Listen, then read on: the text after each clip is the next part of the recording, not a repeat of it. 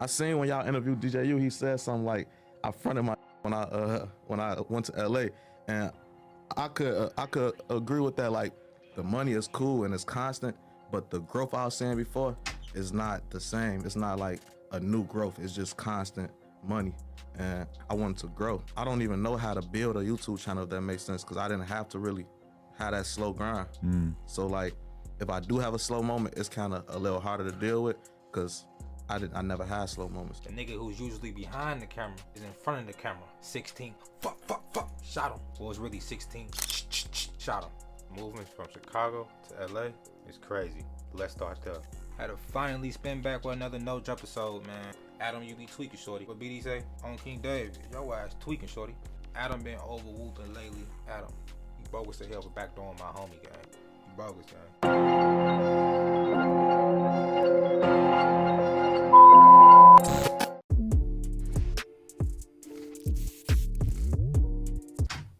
I felt like when I interviewed you, you were in a position where it felt like the world was your oyster. Like you were motivated to move to LA. You were talking about having other people doing interviews for you, stuff like that. It felt like you were super motivated in that regard.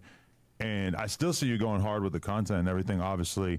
But at a certain point, it also, I believe you even told me that you kind of got frustrated with LA and you ended up moving back to Chicago and shit like that. So break down like that whole sequence of events from your perspective. We in an interview right now? Yeah. I thought we was just talking. That's a cold.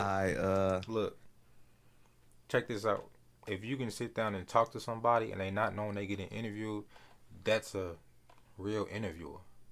That's cold. You know what I'm saying? I'm trying to get to that point when I start interviewing y'all niggas. Like, we just gonna be sitting down talking, bro. This ain't no formalized. I'm gonna be sitting down right there with you, bro. Like, you gonna be sipping your sip. You gonna be smoking your drink. We just gonna be having real conversations, bro. I ain't finna be reading off no phone, none of that. I'm finna bring that style back. You feel me? Kind of like how Jay made me doing with some of his people. You feel what I'm saying? But like, it's gonna be in a way more relaxed setting. You feel me? But let's get to this video. yeah, with LA for sure, I ain't like it. Like, when I moved out here, before I moved out here, I was at a point where like I got bored of Chicago.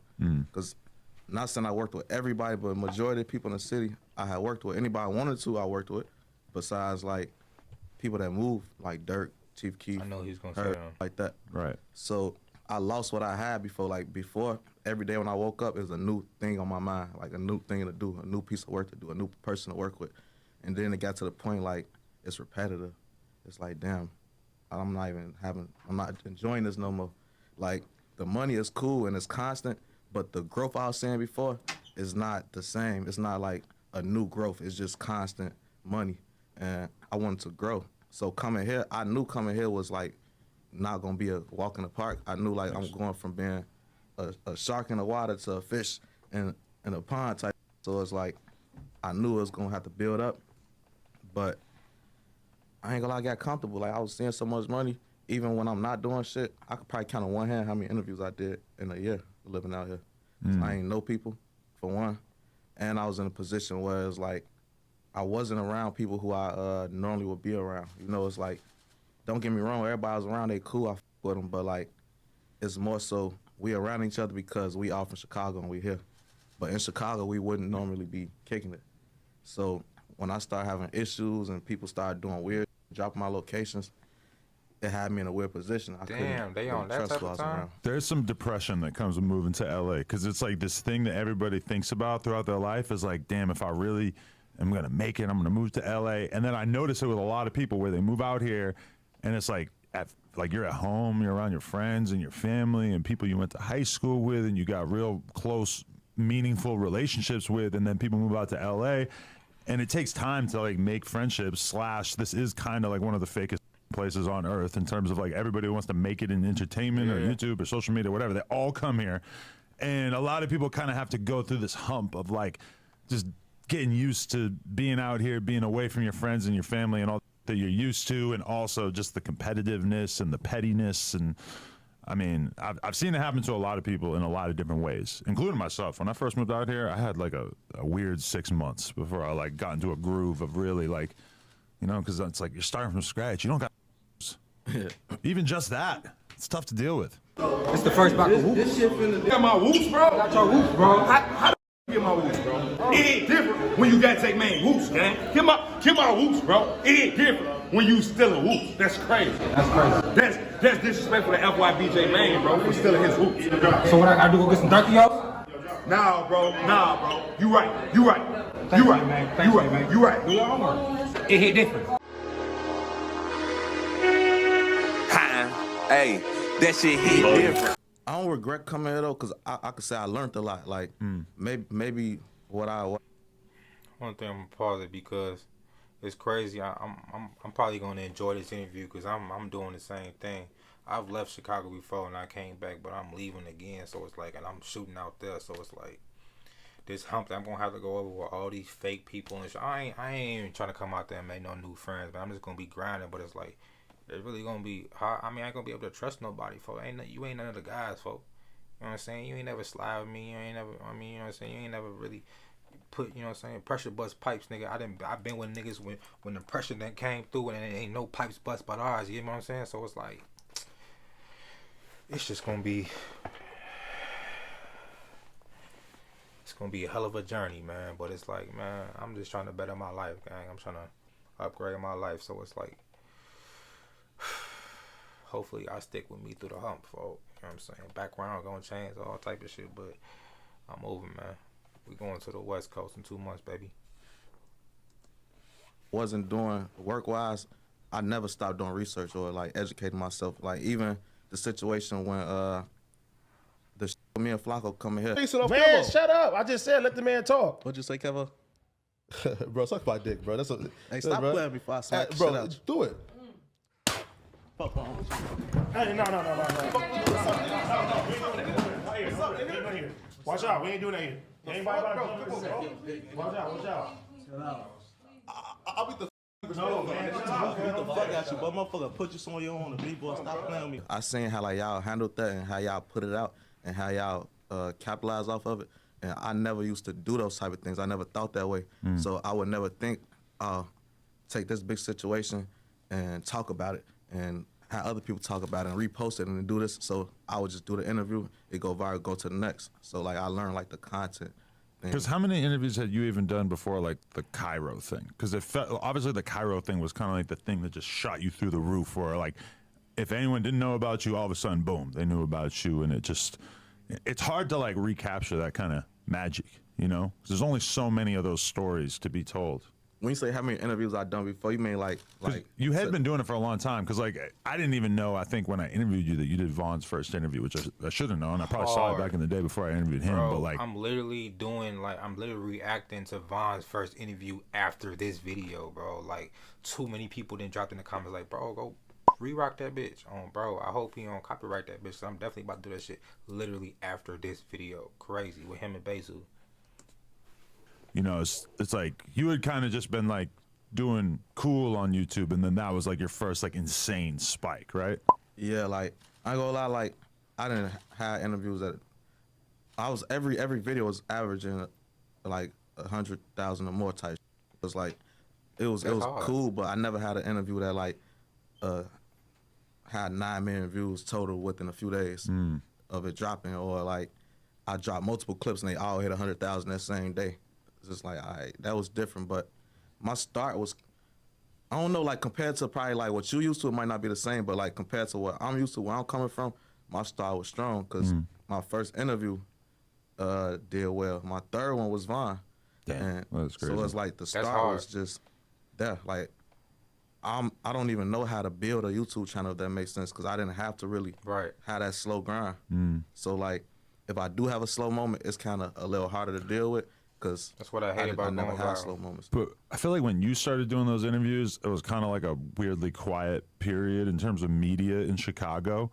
Whereas now it feels like there's a lot of people trying to figure out how they're going to make a bag, either talking about the culture or talking to rappers or talking to gang members or whatever. Like, but when you kind of popped up, it was sort of like there hadn't been somebody who really like fully inhabited that Zach TV role for a while there.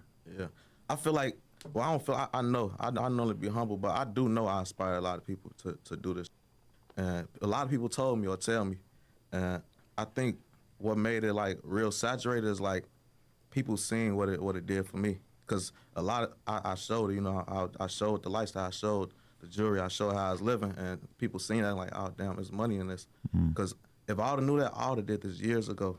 Like when Zach was doing it, I would have did it. But I never thought like, oh, Zach making money or he running it up. I just seen content. I didn't care to do it. Yeah. In 2017, I didn't know that you could get millions of views from interviewing like a rapper's friend. You know, it took a while for that to sort of sink in of like, and especially the realization that Chicago is so lit that you could interview like the rapper's friend's friend. And that's still Nah, for real. views. It took a while for me to realize that, you know? I seen when y'all interviewed DJU, he said something like, I fronted my when I went to LA. What's the question? What's the question? Was there a gulf? 16 leaves, it creates a black hole. Did you rush to fill that hole? Well, Pause. Well, I was gonna do me regardless. You know what I'm saying? The 16, know that. Right. So I think him moving to LA he fronted his shit. That's all. Fronted. Yeah, you gotta do your homework. I know you talked to J Mane and he was putting you down on a lot of Chicago lingo, but yeah, 16 shot him fronting his shit by moving to LA. Right. Yeah. Kind of like, because it's like he had his thing going and then he tried to expand and maybe took his eyes off the ball in terms of. I was like, damn, move to LA? Move to LA and do what? Interview who? Interview who? Who you gonna move to LA and interview? Adam 22? He did interview me, I guess, yeah. It's a very cutthroat environment out here because there's so many different people doing interviews. It's probably like. Who else out here? Me, Vlad, Bootleg Kev, all the radio stations. Right, you know, there's a million smaller and then podcasts. we in another market. Like, you know what I'm saying? Right. Like, we got a whole different type of, you know what I mean? So. But isn't that kind of the dream though? Is like you could be a drill rapper, and then once you get popping in Chicago, you want to get the fuck out of Chicago, go move He to ain't no California. rapper. I know, but if you are, like, even as an interviewer, maybe he thought, oh, I don't want to just That's be the problem. a Niggas drill be doing interviewer. interviews and thinking they the rappers. They want to go get chains and they want to be on the internet acting tough. They want to spit on people. Like, nah, bro, chill. You feel me? Just chill. When did you start to have an issue with him though? It sounds like you're not too fond of him. Man, cuz he be doing little hoe ass shit. You know what I'm saying? You're like he was sneak dissing you before. Yeah, like little hoe shit. He be on the DJ Academics thing and be saying little hoe shit. Okay. I'll be like, yo, you know. So are you guys going to war for every new artist out of Chicago to see who can Bro, get have them you first? been looking at my channel compared to his? Not like directly recently. You got time? You feel like you're You got shitting some on the time game. on your hands right now? You feel like you're shitting on the game because he's more doing the streaming thing, right? When's the last time he did an interview with someone? Man, DJU is 50 Cent and 16Shotem is Ja Rule. Whew. So you saying you taking him out the game? You're about to end a career? Like that's just the best analogy I could use. And I could agree with that, like, because in my head, you know, everybody in Chicago, they want to make it out, they want to leave. And for most people, that might be the best thing to do. But for somebody like me, I get paid off of interviews, and interviews, you need attention. Chicago don't lack attention. We might lack resources or money or record labels and all this shit, but I don't need record labels and resources and money because I don't operate off of people paying me or getting booked. I just need the attention. So I left a place where it got all the attention and came here, which I thought it had the same amount of attention, which it probably do, but in Chicago, it don't. Like, a lot of shit that's out here that's big, it don't even reach us. Nope. Like, that's why it was also hard coming out really here because don't. I don't even know what to do. You know, it's like I'm just going based off what people tell me. But I feel like you probably like learned a lot from coming out here and sort of realized the nature of what you got going on and stuff. So even if it didn't really work out, it's like you're still young, and people who become successful, like, you know, I tried a million things that didn't work over the years. You know, that's just like you can't take like one temporary setback and just be like, oh yeah, that's a sign that it's over. Now, like lately, the last few times I came out here, I like the how things been in LA. Like everything since your party, well, since before your party, but since I've been out for your party, like I've been having to do every day. So I know it could work. It's just at the time it wasn't. And the issue is with the people I'm with. Like I'm with people who still, we all got the Chicago mentality. So a lot of things in Chicago we not doing. We not going to clubs and showing our face and being accessible and being out and networking. Hell More no. so, you know, you move like a ghost. Hell You bro. let people see you when you want them to be seen. So moving like that, you're never going to run into people at network. So I'm around people who got that same mentality, and we put up all day. Or if we are doing something, it's still private. And last time I came out here, I was with people who actually want to go outside. And me being outside, I ran into so many people. That's going to be the biggest change for me. Bro, I'm going, and then it's like, I'm not going to have nobody out there, bro. It's like, how the f I move around? Nigga going to be in the crib. Like, I ain't, like, nigga, I don't trust y'all niggas. Like, I'm not used to moving it, bro. I don't know. I ain't gonna lie. This shit gonna be a culture shock like a mother. But I'm still going, nigga. Would be my advice to you in terms of like getting dope interviews and meeting people and like coming up with interesting stories. Yeah, go crazy. Would just be like, yeah, literally go to every party you can, every show you can. Just be around people because those little connections you can make from smoking a blunt with somebody's manager real quick and like just, you know, having a 20-minute conversation with them, that could be the shit that gets you into the next big interview. You know, it's like, and for me, like I slacked on being outside for a long period of time there. And like lately I've been starting to get back out there and it feels really good to like, you know, be able to just meet people randomly again. And one day, I ran, just for being outside, I ran into Geechee Gotti, Stephen Joe, Super Hot Fire. I don't know if y'all remember him. Oh, yeah. Who else? It was like 4 or 5 people. Right. It's like all interviews set up. Gina, we got interviews, so it's like this all from being outside in one day. Mm-hmm. Gina views? Yeah. Oh, all right, that's hard. That's going to be your next hit.